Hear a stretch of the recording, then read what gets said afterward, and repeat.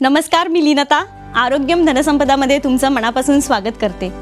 बऱ्याच रुग्णांमध्ये गुदविकारासंदर्भात अनेक गैरसमज पाहण्यास मिळतात. गुदसंमती कोणताही आजार असला तरी त्यास मूळ व्याध समजणे चुकीचे आहे. रुग्णांमध्ये असलेली लाज व संकोच यामुळे लोक डॉक्टरांचा सल्ला घेत नाहीत. गुदविकार म्हणजे नेमकं काय, त्याची कारणे कोणती किंवा कशामुळे हा गुदविकार होतो आणि त्यावर कोणते आयुर्वेदिक उपचार केले जातात याविषयी आज आपण चर्चा करणार आहोत.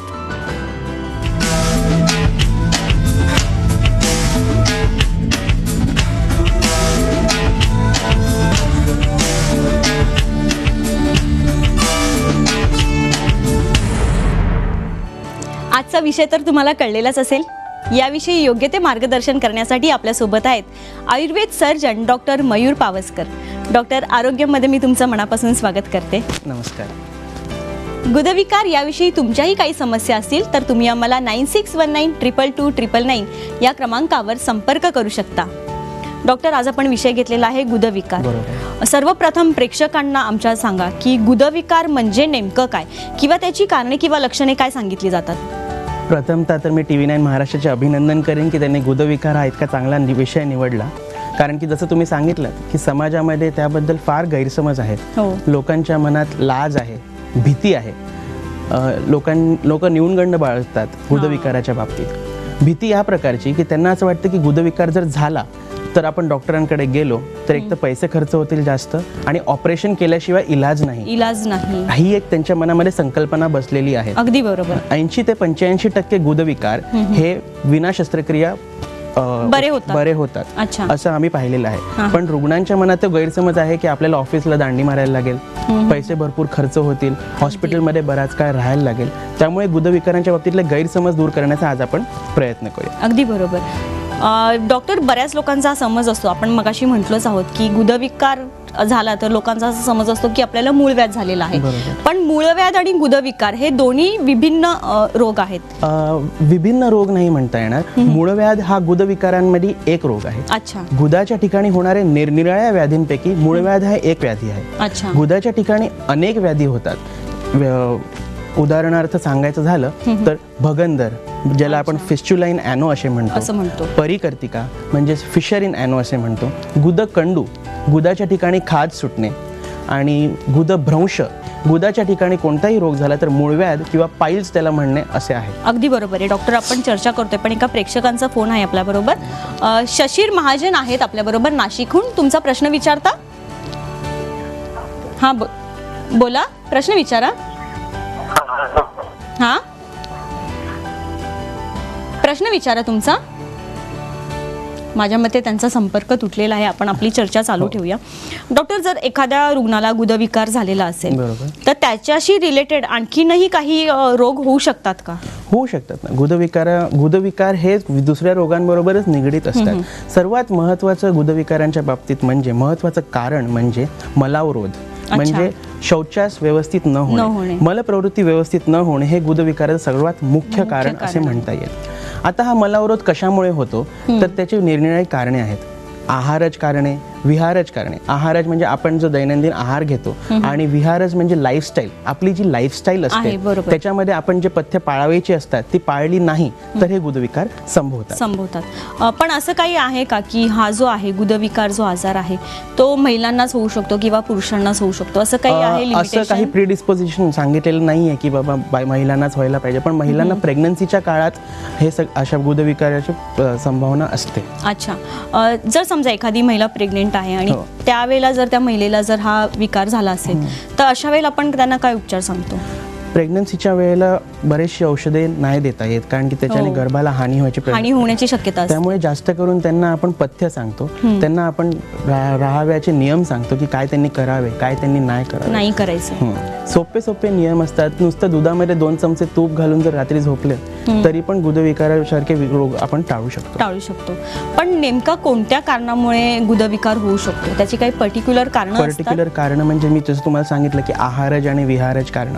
आहारामध्ये तेलकट, तिखट, खारट असे जेवण, पापड, लोणचे अशा प्रकारचे सेवन अति प्रमाणात, हे आपण सगळंच खातो. पण हे जेव्हा अति प्रमाणात सेवन केले जाते, जंक फूड, फास्ट फूड आजकाल तुम्ही बघाल बरेच जण जंक फूड खाताना दिसतात आपल्याला. पिझ्झाज, बर्गर्स, पास्ताज हे म्हणजे सगळ्यांचं फेवरेट आहे. लंच स्किप करायचा आणि जंक फूड खायचं. जाता जाता चालता चालता ऑफिसला घाई होते, नाश्ता वेळेवर करायचा नाही. अवेळी जेवणे हे गुदविकारासाठी फार महत्त्वाचे कारण आहे. रात्री जागरण करणे, आजकाल तुम्ही पाहाल की IT सेक्टर्समधली किंवा कॉल सेंटर्समधली माणसं रात्री काम करतात आणि रात्री जागरण होण्यासाठी ते चहा आणि कॉफीचं अत्याधिक सेवन करतात. या गोष्टींनी पुन्हा पचनशक्ती म्हणजे ज्याच्या आपण म्हणतो की अन्न जिरवण्याची शरीराची जी ताकद असते ती कमी होते. त्याच्याने मलावरोध होतो. मलावरोध म्हणजे कॉन्स्टिपेशन आणि ह्याचे हॅबिट झाली की गुदविकार उद्भवतात. एक प्रेक्षक आहेत आपल्या बरोबर, प्रशांत कोकाटे आहेत पुण्याहून.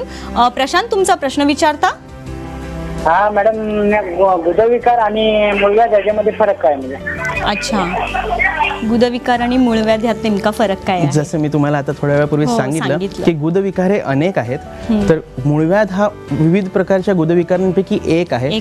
तो सर्रास आढळतो म्हणून लोकांना वाटतं की कोणताही आजार झाला तर तो मूळव्याध आहे. गुदाच्या ठिकाणी कोणताही आजार झाला तर तो मूळव्याध.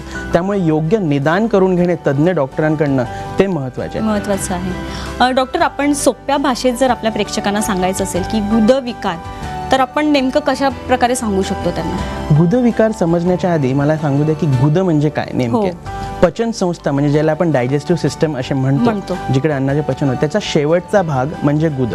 ज्या अवयवामार्फत मलप्रवृत्ती होते तो अवयव म्हणजे गुद. या गुदाच्या ठिकाणी होणारे विकार म्हणजेच गुदविकार. अच्छा, कारण ते जाणून घेणं फार महत्त्वाचं असतं, कारण की तिथलं जर आपल्याला डेफिनेशन कळलं नाही प्रेक्षकांना तर.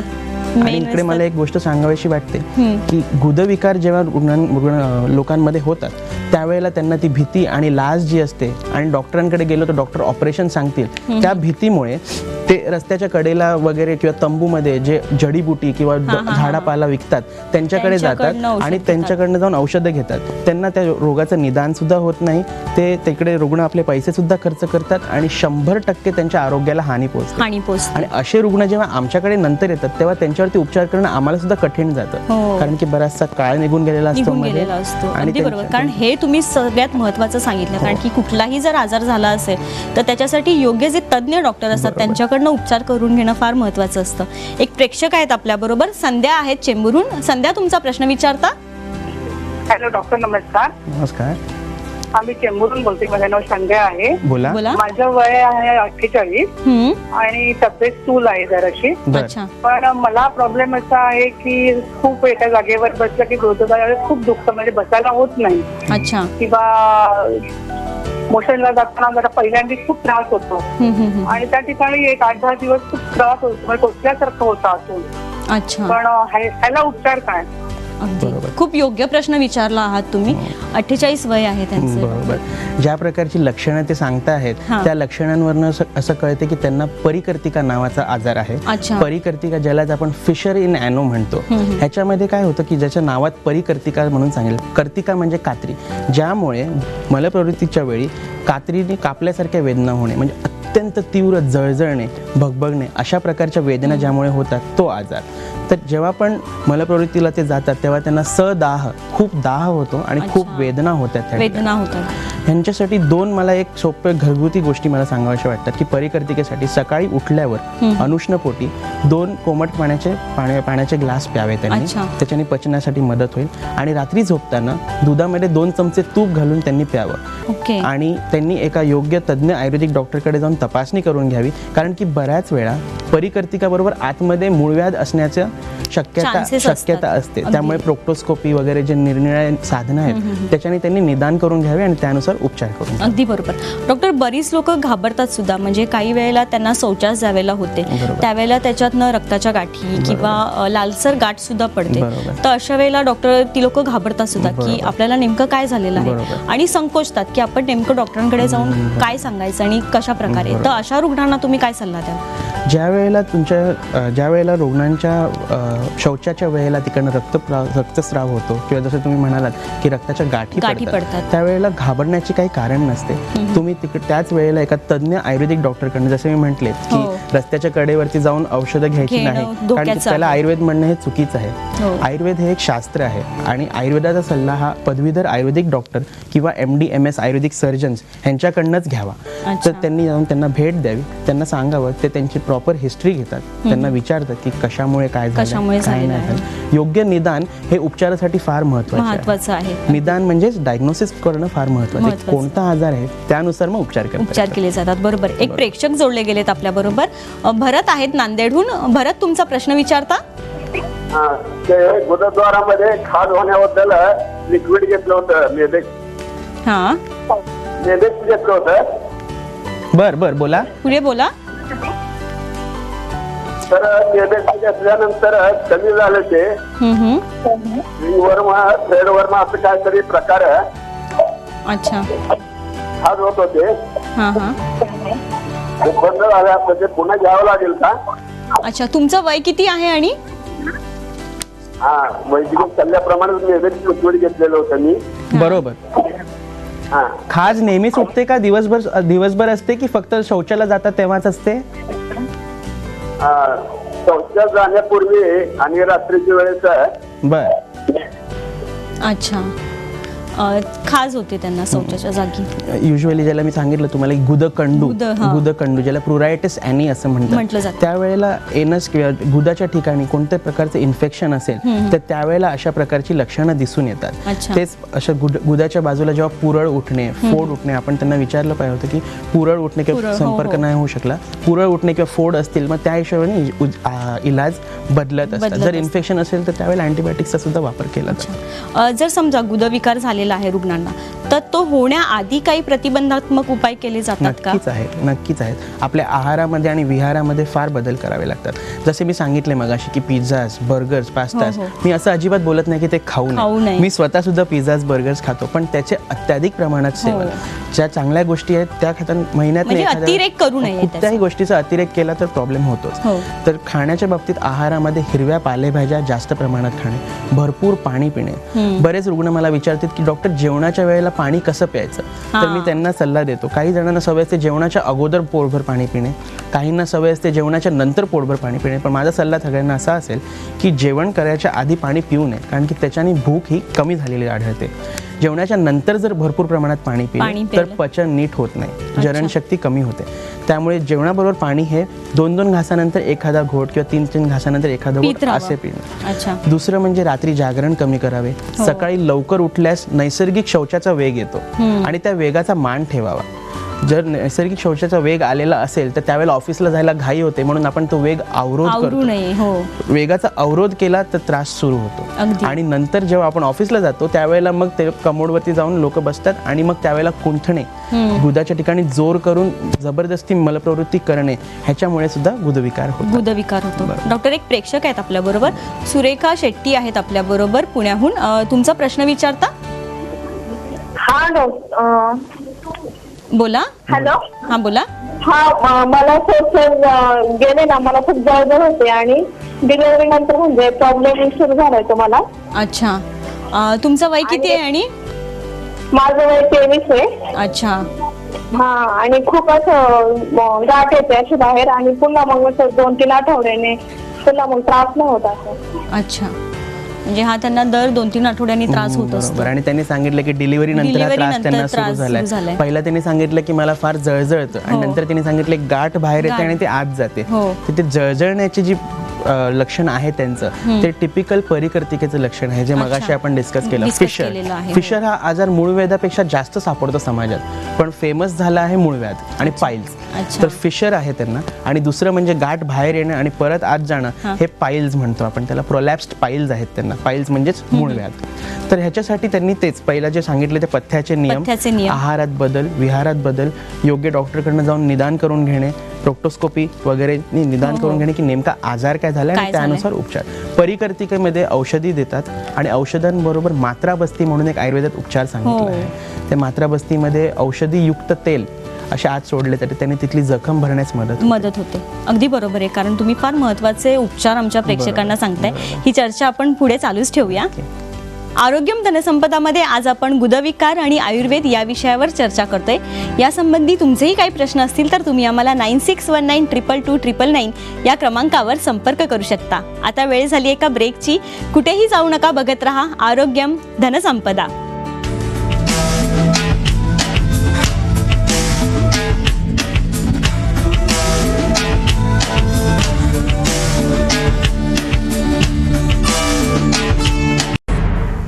ब्रेक नंतर आरोग्यम धनसंपदामध्ये तुमचं स्वागत. आज आपण गुदविकार आणि आयुर्वेद या विषयावर चर्चा करतोय आणि आपल्यासोबत आहेत ayurveda surgeon doctor Mayur Pawaskar. Doctor, एक कॉलर आहेत, आधी आपण त्यांचा प्रश्न जाणून घेऊया. रेश्मा आहेत कल्याणहून. रेश्मा, तुमचा प्रश्न विचारता? हो मॅडम, मी रेश्मा बोलते कल्याणवरून. हा, बोला. मॅडम, सरांना मला एक प्रश्न विचारायचा. म्हणजे माझी मुलगी 14 वर्षाची आहे. अच्छा. पण तिला 12 वर्षापासून म्हणजे डॉक्टरांकडे मी दाखवते, 3 वर्ष झाली. हा.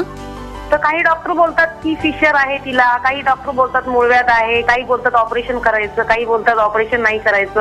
हे आणि ती क्रीम लावते सारखी, म्हणजे रोज तिला शी करून संडासावरून जाऊन आलं तिला क्रीम लावावी लागते. तर मग त्याच्यासाठी मी काय उपाय करावा? 3 वर्ष झाले मॅडम, मी सगळ्या डॉक्टरांकडे तिला दाखवलं, कल्याण, डोंबिवली, मुंबई सगळीकडे दाखवलं. बालाजी तांबे तिकडे पण दाखवलं मी, पण मला काहीच त्याचा अजून काहीच म्हणजे उपाय नाही मिळाला. नाही रेश्माताई, नक्कीच तुमचा जो प्रश्न आहे तो फार उचित आहे आणि आपले जे डॉक्टर आहेत नक्कीच तुमच्या या प्रश्नाचं निवारण करतील. डॉक्टर, काय सांगू शकता त्यांना? बरोबर, त्यांनी असं सांगितलं की 3 वर्षापासून ते वेगवेगळ्या प्रकारच्या उपचार पद्धती घेत आहेत आणि त्यांचं निदान सुद्धा बऱ्याच डॉक्टरांनी वेगवेगळं सांगितलेलं आहे. ह्याच्यामध्ये मी त्या डॉक्टरांचं काही बोलणार नाही, कारण की होऊ शकते की एका वेळेला 2 आजार असणं सुद्धा शक्य आहे. त्यांनी सांगितलं की ते क्रीम लावायला दिलंय. त्या क्रीमने काय होतं की तिथली जागा सुन्न होते, त्यामुळे मलप्रवृत्तीच्या वेळी त्यांना वेदना होत नाही. पण ते एक लाक्षणिक चिकित्सा आहे, म्हणजे एक लक्षण कमी झालं वेदनेचं, पण त्याच्याने मूळ आजार कमी होत नाही. त्यामुळे योग्य निदान करून त्याच्यावरती बेसिकली त्या आजारावरती जी चिकित्सा सांगितलेली आहे तशा प्रकारची चिकित्सा केली पाहिजे. आणि जसे मी पथ्याचे नियम सांगितले, तुमच्या मुलीला सांगा की तिने जर ज्यांना गुदविकाराचा त्रास आहे त्यांना तर हे पूर्णपणे बंद करणे पाहिजे. जंक फूड म्हटलं किंवा चायनीज तर मुलांना फार आवडतं. म्हणजे चायनीज लाल राईस दिसला तर त्यांच्या तोंडाला पाणी सुटतं अक्षरशः, पण त्यांनी लॉंग टर्म मध्ये खूप त्रास होतो पुढे जाऊन. परत वृक्ष पदार्थ जसे चिप्स आले, परत वेफर्स आले, हे पदार्थ टाळले पाहिजेत. रात्री जागरण कमी करायला पाहिजे, सकाळी लवकर उठणे, भरपूर पाणी पिणे सांगा तिला. गव्हाची चपाती द्या, मैद्याची नान किंवा रोटी देऊ नका. गव्हाची आपण घरी चपाती बनवतो ही पथ्य पाळा आणि तज्ञ डॉक्टरांकडून एकदा परत सल्ला घेऊन, जर शस्त्रक्रियेची गरज असेल, कारण की एवढ्या वर्षापासून आहे तर असं होऊ शकतं की त्यांना मूळव्याध फार वाढलेले असू शकतात. जर शस्त्रक्रियेची गरज असेल तर शस्त्रक्रिया करून घेणे सुद्धा योग्य आहे. अच्छा, बरोबर. एक प्रेक्षक पुन्हा जोडल्या गेलेत आपल्या बरोबर. सुधा आहेत पुण्याहून. सुधा, तुमचा प्रश्न विचारता? हॅलो. हा, बोला. हा, नमस्ते. नमस्कार. हा, मी पुण्यावरनं सुधा म्हणून बोलतेय. माझ्या मुलाचा प्रॉब्लेम आहे. मुलाचं वय वर्ष 25 आहे. अच्छा. आणि त्याला 1-2 वर्षापासून असा त्रास होतो की त्याला 3-4 वेळा शौचास जावं लागतं.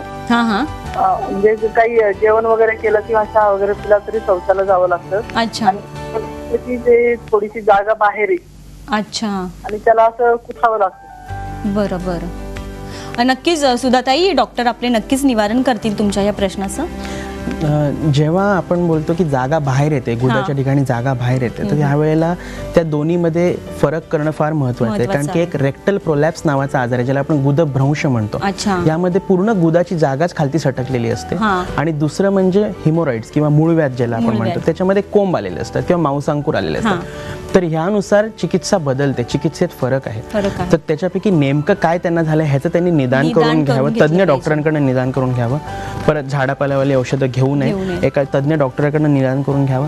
आणि त्यानुसार परत जी पथ्य सांगितलेत ती आयुर्वेदिक उपचार सुद्धा ह्याच्यामध्ये बरेच चांगले आहेत. बस्ती देण्यात येतात. क्षारकर्म म्हणून एक आयुर्वेदामध्ये चिकित्सा सांगितलेली आहे, त्या क्षारकर्म चिकित्सेचा सुद्धा त्यांना फायदा होऊ शकतो. अगदी बरोबर. डॉक्टर, एक पुण्याहून पुन्हा एक प्रेक्षक आहेत आपल्या बरोबर. सुनंदा आहेत. सुनंदा, तुमचा प्रश्न विचारता? हा, विचारतो. मला गॅस जास्त होतात आणि ते असं हा बोला. गॅस होतात. अच्छा, तुमचं वय किती आहे? शौचालय जाऊन बसावं वाटतं मला. हा हा हा, आणि मग बसलं तर हे शौचालय होत नाही, गॅस पण पास होत नाही. अच्छा, हा, मग ह्याच्यासाठी काय इलाज? अगदी अगदी नक्कीच नक्की. खूप छान प्रश्न विचारला आहे. थोडा वेगळा आणि चांगला प्रश्न आहे. खूप छान प्रश्न विचारला आहे. अशा प्रकारचा आजार हा सर्रास दिसून येतो रुग्णांमध्ये. ह्याच्यामध्ये बेसिक प्रॉब्लेम असतो तो जरणशक्तीचा. खाल्लेल्या अन्नाचं व्यवस्थित पचन होत नाही आणि अपाक झालेला असतो. म्हणजे अन्नाचं नीट पचन न झाल्यामुळे तो जो मल असतो तो शरीरात साठून राहतो. तो मल प्रवृत्ती होत नाही त्या पेशंटमध्ये आणि नुसता गॅस तयार होत राहतो आणि तो गॅस बाहेर पडत जातो. तर ह्याच्यामध्ये पथ्य जसं मी सांगितलं, संक्षिप्तः क्रियायोगे निदान परिवर्जन हे आयुर्वेदामध्ये एक सूत्र सांगितलं आहे. अर्थात की कोणत्याही चिकित्सेमध्ये सगळ्यात प्रथम जे असतं की ज्या कारणांनी रोग झालेला आहे ती कारणं दूर करणे.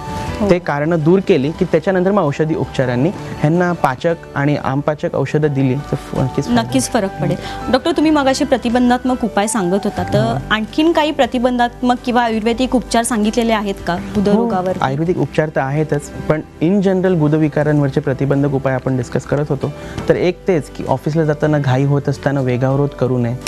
वेस्टर्न स्टाईल टॉयलेट्समध्ये लोक न्यूजपेपर घेऊन जातात, मॅगझिन्स घेऊन जातात आणि तासन तास शौचाच्या ठिकाणी बसून राहतात. तर ही सवय फार चुकीची आहे. लहान मुलांमध्ये टॉयलेट ट्रेनिंग हा एक कन्सेप्ट आहे. म्हणजे सकाळी उठल्यावर लहान मुलांना जसं ब्रश करणे, आंघोळ करणे अशा सवयी लावतात, त्याचप्रमाणे शौचास जाऊन बसणे ही सवय लावायची. पहिले 3-4 दिवस त्यांना शौचास होणार नाही, पण नंतर त्यांची बॉडी आपोआप रुटीन तयार होतं आणि अशा प्रकारे त्यांना ती सवय लागते. तर टॉयलेट ट्रेनिंग एक फार महत्वाचं आहे. खाण्यापिण्या. डॉक्टर, ही चर्चा आपण चालू ठेवूया, पण आधी एक प्रेक्षक आहेत आपल्या बरोबर. राजीव जाधव आहेत आपल्या बरोबर सांगलीहून. राजीव, तुमचा प्रश्न विचारता? हॅलो. हा बोला. माझं ऑपरेशन झालंय परवा.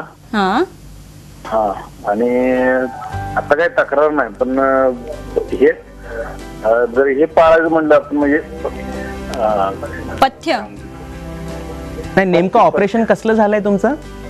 मूळव्याधाचं. बर, पुढचा प्रश्न तुमचा विचारता का? प्रश्न व्यवस्थित नीट विचारता का? तुम्हाला त्रास होतोय का? आता नाही, आता काही त्रास होत नाही. बर. नाही, मूळव्याधाचं ऑपरेशन नंतर काय झालं? तुम्ही काहीतरी सांगत होतात. त्यांना पथ्य पाळायला सांगितलेत का तुम्हाला ऑपरेशन नंतर? नाही, संपर्क तुटलेला आहे. माझ्या मते पथ्याचंच असेल. आपण आता वळणारच होतो. हो, पथ्याकडेच वळत होतो आपण.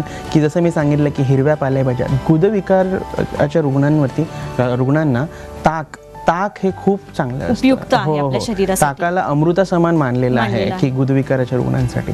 तर योग्य ते आहार घेणे, हिरव्या पालेभाज्या आहारात समाविष्ट करणे, सॅलड्स जास्त प्रमाणात खाणे, मैद्याचे पदार्थ पचायला फार जड असतात, त्यांनी जरणशक्तीचे बिघाड होतात आणि त्यामुळे मलावरोध होतो. मलावरोध हे मूळ कारण. कोणत्याही कारणाने कडक शौच होऊ कामा नये. अगदी बरोबर आहे डॉक्टर. ही चर्चा आपण चालू ठेवूया, कारण फार महत्वाची माहिती आहे आपल्या प्रेक्षकांसाठी. ही चर्चा आपण चालूच ठेवूया. आरोग्यम धनसंपदामध्ये आज आपण गुदविकार आणि आयुर्वेद या विषयावर चर्चा करतोय. यासंबंधी तुमचेही काही प्रश्न असतील तर तुम्ही आम्हाला 9619222999 या क्रमांकावर संपर्क करू शकता. आता वेळ झाली एका ब्रेकची. कुठेही जाऊ नका, बघत राहा आरोग्यम धनसंपदा.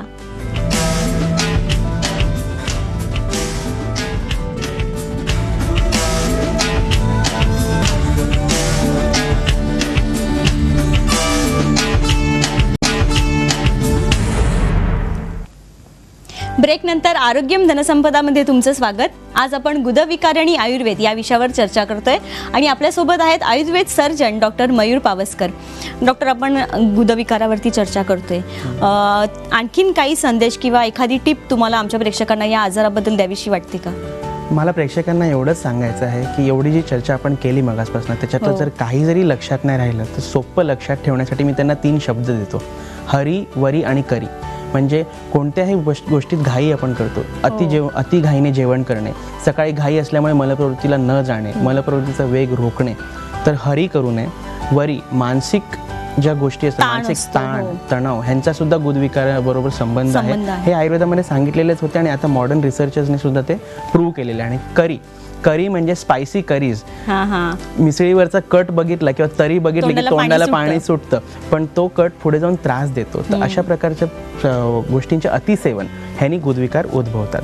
दुसरी गोष्ट म्हणजे मला जी सांगावीशी वाटते ती ही अशी की आयुर्वेद हे एक सायंटिफिक आणि टाइम टेस्टेड शास्त्र आहे, आणि ते शास्त्र आणि त्याच्याबद्दलचं जे तुम्हाला सल्ला हवा असेल तर तो पदवीधर आयुर्वेदिक डॉक्टर किंवा MD MS आयुर्वेदिक सर्जन्सकडनंच घ्यावा. झाडापाला किंवा जडीबुटी विकणारे रस्त्यावरचे काही तंबूमधल्यांकडे जाऊ नये. पैसे खर्च होतील, आरोग्याला हानी होईल आणि उपचार तर मिळणारच नाही. अगदी बरोबर. डॉक्टर, आज तुम्ही आरोग्यम धनसंपदामध्ये आलात आणि आमच्या प्रेक्षकांना फार महत्त्वाची माहिती दिली, त्याबद्दल मी तुमचे आभार मानते. धन्यवाद. आरोग्यम धनसंपदामध्ये आज आपण इथेच थांबूया. उद्याच्या भागात आपण वात प्रकृती आणि आहार विहार याविषयी चर्चा करणार आहोत आणि यासंबंधी आपल्याला आयुर्वेद तज्ज्ञ डॉक्टर उत्कर्षा बिर्जे मार्गदर्शन करणार आहेत. तर पुन्हा भेटू उद्याच्या भागात. तोपर्यंत नमस्कार.